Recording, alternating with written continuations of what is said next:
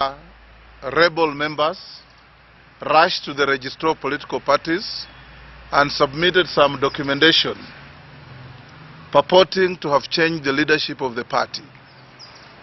We applied to the registrar, and early this week, to be precise on Monday morning, the registrar furnished us with the documents that she had been furnished with by the rebel faction operating from a hotel called Radisson Blue at the Arboretum. Upon going through those documents, we as the legitimate office bearers of the party made our representation and rejoinder to each and every of those documents and appeared before the registrar on Monday. Some of you are there to cover the event. The registrar generously, and we thank her for that, gave us time from 11:30 up to 4:15, where our lawyer, Mr. Milimo, and all of us here made very thorough, cogent, and factual presentation to the registrar. Upon looking at those documents, there were very glaring anomalies. First, there were forged signatures of some members of NEC, some who have already sworn affidavits and furnished with the registrar, and we are in the process through our lawyers filing a criminal complaint against those members for forgery. One of the ladies whose signature was forged is in fact here, Mama Halima, a NEC member from Wajir, who was with us here on the Sunday, and who the Radisson Blue group purported to be with them. We also have several other members, one member from Lamu, one member from Kirinyaga, and several others. A criminal complaint is in the process of being filed with the DCI to look into this matter. Secondly, on looking at those documents, we found that the names furnished purporting to have created a quorum included 14 impositors, people who are not members of our NEC at all. And remember, the registrar of parties, political parties, is the custodian, is the depository of all documents of parties. We went through the record she has of Ford Kenya NEC members and compared with the list that was given and pruned out 14 impositors pretending to be NEC members. One fellow from Bungoma called Peter Wahuleka, another one called Mukenda, and several others. Another one called Professor Ngome, a CEC in Bungoma called Makanda Matthews, who is a CEC Agriculture. One, as a public servant, he can't be an official in a party.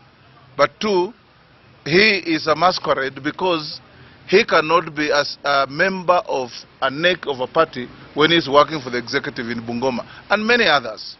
The registrar has acted upon our submissions and has written to us today, and the letter is here addressed to you as truly, as the party leader of this Fort Kenya party, and the address is very clear. The Honorable Moses Wetangula, party leader, Fort Kenya, P.O. Box, Nairobi. This is the address. It is copied to that rebel group, and it says very clearly that upon looking at the documentation submitted by those impositors and the documented submission of the legitimate leadership of the party, she has reached a conclusion that there is a probable dispute in the party, and she has read our party constitution very clearly and understood it.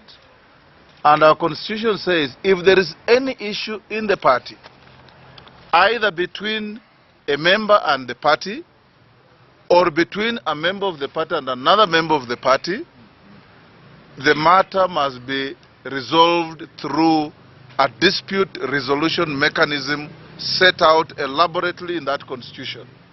That is what the registrar has advised to be done.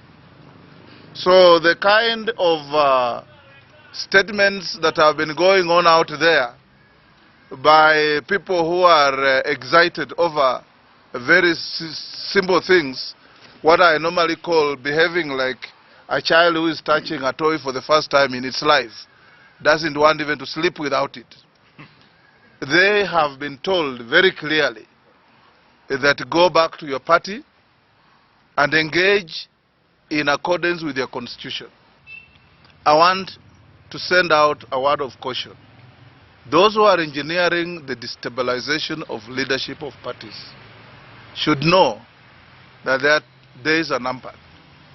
We want, as Fort Kenya, to state here very clearly that we stand in solidarity and support of Musalia Mudavadi, the party leader of ANC, and their leadership in office. We will not stand by and see a partner party in our coalition and a party that is friendly to our party being destabilized by people who think they have got the monopoly of bad manners in this country. Because the office can never sit vacant. The documents and the instruments of this party, the party seal, the party certificate, and all our documents are in this office. And the temporary custodian of those documents is Dr. Chris Omalwa. And if you want to know that this is a rebellious group, we can show you the letter they have written to the registrar of political parties on 4th June. Has a stamp saying Fort Kenya headquarters at Kileleshwa. You know very well this is not Kileleshwa. This is Oleodume Road in Kilimani off Ngong Road. So they are running in the bush. We left Kileleshwa to come here 3 years ago. And this is where we are domiciled. So they are living in the past and they are trying to hang on anything, including a rubber stamp that's outdated and actually stolen from this office. Because all the past and the present instruments of the party are domiciled here, not at Radisson Blu.